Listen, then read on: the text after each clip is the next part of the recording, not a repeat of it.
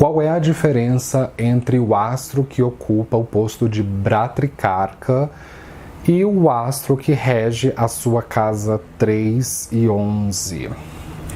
Qual desses três astros de fato vai representar os seus irmãos e as suas irmãs? Então, se você ficou curioso para aprender mais, venha comigo para o vídeo.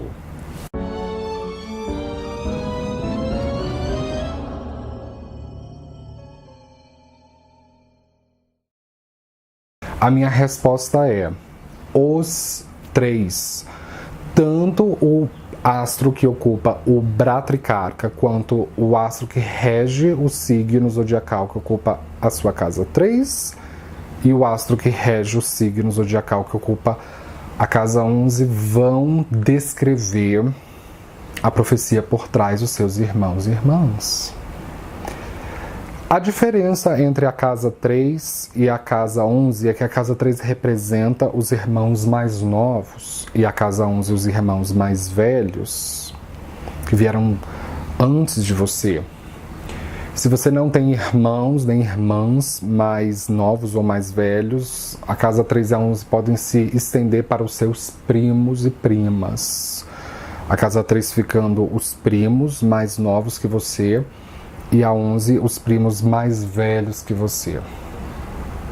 Ou, se não há primos, a vizinhança.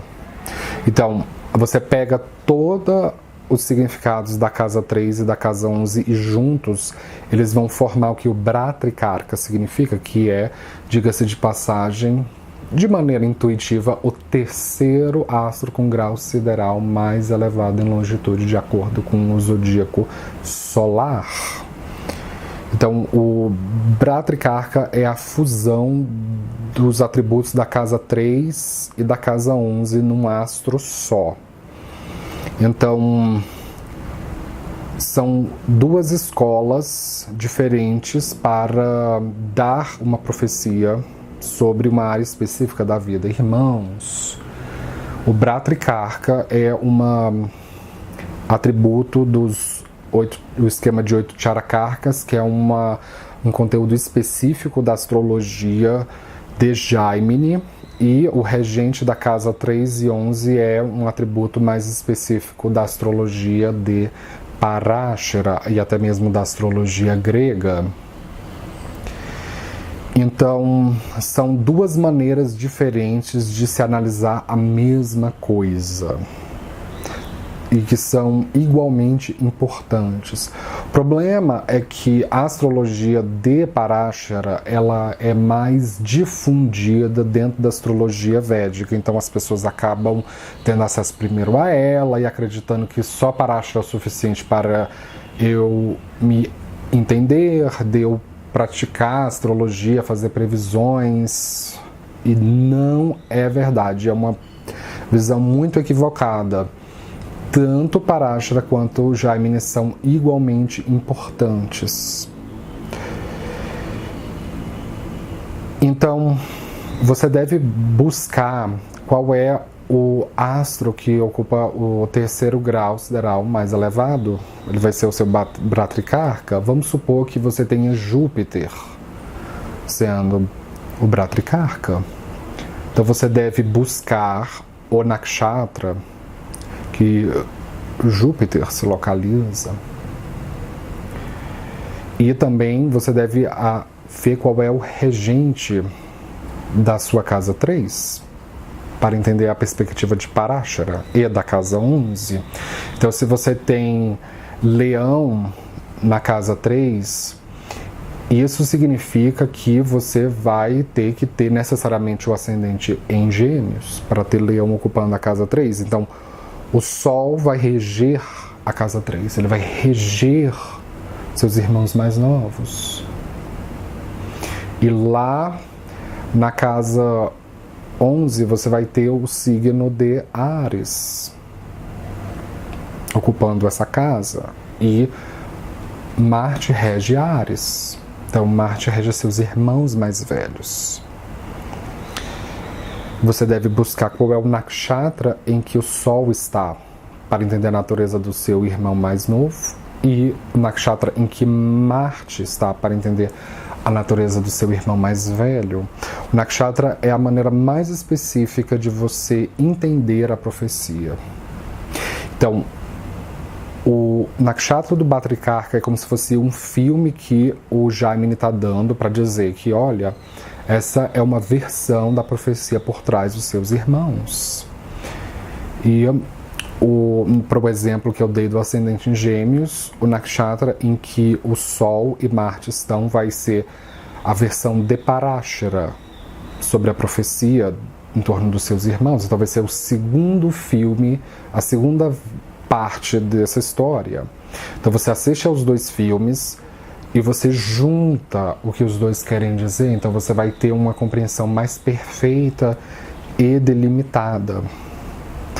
Por mais que eu diga isso, erroneamente se pensa e sistematicamente se pensa que os planetas é que regem nakshatras. Muitas vezes você vai ouvir isso, tanto de já astrólogos védicos profissionais quanto de alunos. Você vai ouvir isso com muita frequência. E é parcialmente incorreto. Eu me atrevo a dizer que é quase que completamente incorreta essa afirmação.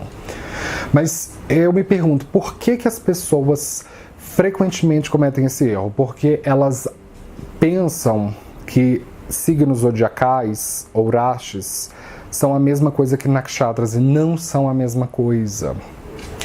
Porque signos zodiacais ou rashis é o zodíaco solar e nakshatras é o zodíaco lunar. Então, realmente, planetas regem signos. Então, para você entender a natureza de Capricórnio, você deve entender o que Saturno significa e vice-versa. Aí a pessoa vai com essa mentalidade para nakshatras e pensa assim, vamos supor que você tenha o exemplo que eu dei do seu Bhatrikarka como sendo Júpiter, e o seu Júpiter está em Hasta. Hasta é regido pelo astro Lua. Então, eu entendendo o que a Lua significa, eu vou entender o que o meu Bhatrikarka significa, porque Júpiter está em Hasta. Está incorreto. Porque a Lua rege tanto Hasta, mas ela também rege Rohini e Shravana. E não rege esses nakshatras. A Lua rege o Vimshottari Mahadasha de Hasta, Rohini e Shravana. Não é específico para entender Hasta. O que é específico para entender Hasta é a divindade deste nakshatra, que é Savitri, ou Savitar, a deidade que rege a aurora, que rege o nascer do sol, é um dos filhos da deusa Aditi. Savitri sim é específico para Hasta.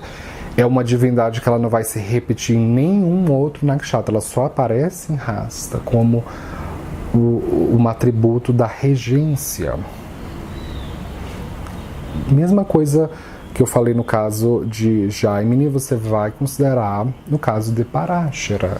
Então lembra no exemplo do ascendente em Gêmeos que eu dei?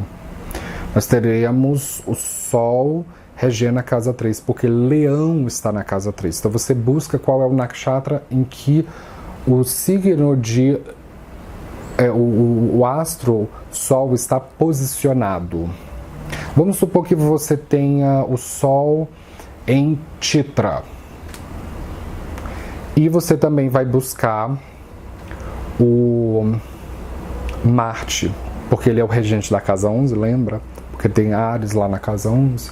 Então vamos supor que você tenha Marte em Swati.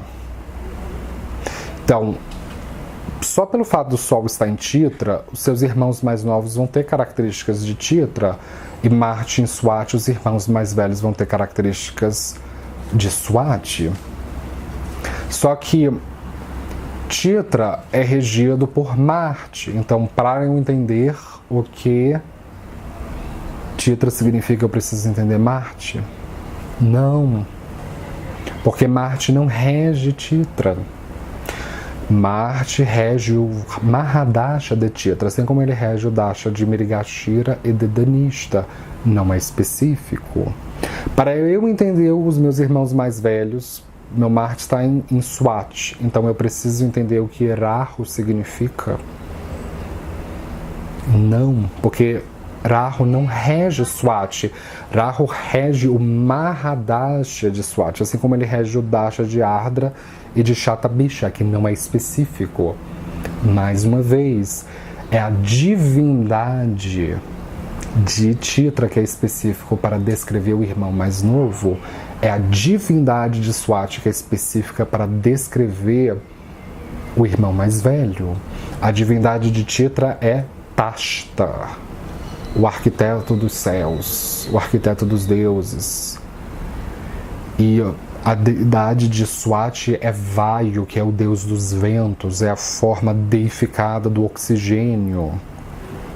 Então, Tashta não vai aparecer mais em nenhum outro nakshatra como regência, apenas em Chitra. Mesma coisa, Vayu, ele vai aparecer apenas em Swati, ele não vai aparecer como regência em nenhum outro nakshatra, então aí sim é específico. Então, você junta o Bhatrikarka, que está em Hasta. Então, o irmão, na perspectiva do que Jaimini diz na profecia, o irmão vai se comportar como Savitri, o regente de Hasta. E na perspectiva de Parashara, o irmão mais novo vai se comportar na perspectiva de Tashta e o irmão mais velho na perspectiva de Vayu. Você junta os três atributos e você vai ter uma visão bastante delimitada do que esperar da relação entre os seus irmãos. E, sobretudo, se você está tendo dificuldade de relacionamento com seus irmãos, analise esses três elementos, que você vai ter muitas coisas reveladas. O Mahadasha é muito importante para entender a época em que a profecia em torno do irmão vai ser revelada. Então, quando você passar para alguém com Júpiter como Bhatrikarka, quando ela passar pelo Mahadasha de Júpiter, metade dessa profecia vai ser revelada. E quando ela passar para o caso do ascendente em Gêmeos, quando ela passar pelo Dasha do Sol, ela vai ter mais 25% dessa profecia revelada. E quando ela passar pelo Dasha do Marte, ela vai ter os outros 25% dessa profecia revelada sobre os irmãos.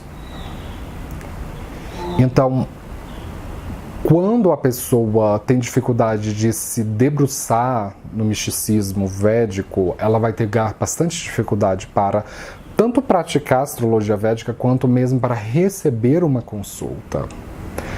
Se você vem com uma mentalidade muçulmana ou islâmica, eu acredito em Alá e no profeta Maomé, não acredito em mais nada, porque se eu acreditar em outra coisa, eu estarei fazendo a abominação da idolatria. Se você vem com essa mentalidade, você nunca vai praticar astrologia védica.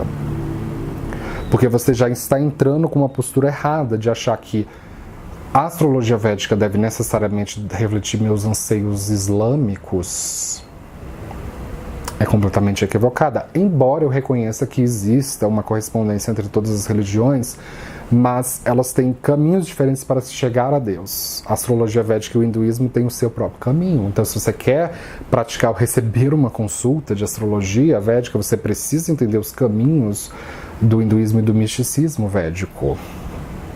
A mesma coisa no caso de um cristão, que ele adora ao Deus abraâmico e a encarnação de Deus na Terra, que é Jesus. Então, se eu adorar qualquer coisa, eu estarei cometendo, no caso igual do Islã, idolatria. Então, como é que você vai compreender e até mesmo cogitar, pensar que o seu irmão vai ter um comportamento típico de Savitri, porque o seu Júpiter é o Bhatrikarka que está em Hasta? Não vai conseguir. Como é que você vai conseguir entender que existe uma correspondência entre o seu irmão mais novo com o que Tashta significa, porque o regente da sua casa 3 está em Chitra? Como é que você vai conseguir entender a correspondência entre o seu irmão mais velho e Vaio, porque o regente da casa 11 está em Swati. Como você vai conseguir entender se você está bloqueado? Não vai entender. Então, são nakshatras e divindades o que eu chamo de um divisor de água para realmente expor se a pessoa vai se beneficiar de uma leitura de astrologia védica, ou mesmo se ela tem aptidão para praticar astrologia védica, porque se ela está com o canal fechado para entrar no misticismo védico, ela não vai conseguir praticar. Você pode ter todo o dinheiro do mundo, não é uma questão de dinheiro. Nós não queremos o seu dinheiro.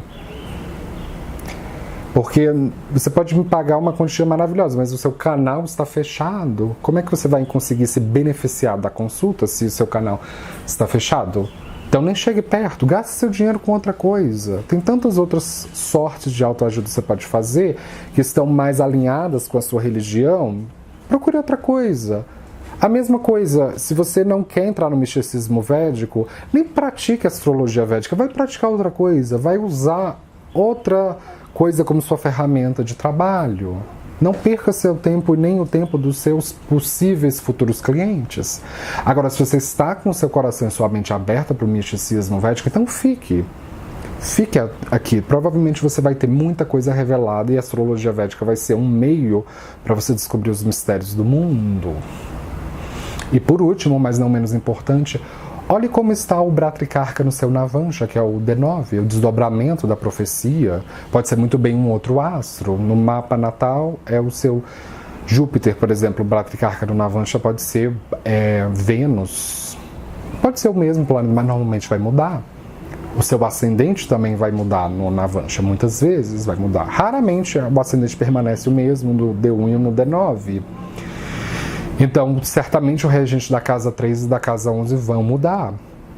Então, olhe como está a situação desses elementos também no Navansha. Você junta tudo e você vai ter uma visão tão profunda, de tão longo alcance do que vai acontecer na relação entre você e os seus irmãos, que vai ser como uma cura para qualquer tipo de problema que você esteja passando com eles. Tá certo? Então, com isso eu gostaria de fechar. Eu espero que você tenha compreendido melhor a diferença entre Bhatrikarka, o regente da casa 3 e da casa 11. Se você é novo aqui, não esqueça de se inscrever, de dar um joinha embaixo da tela. Eu posto vídeo de astrologia toda semana. Nos vemos com mais novidades.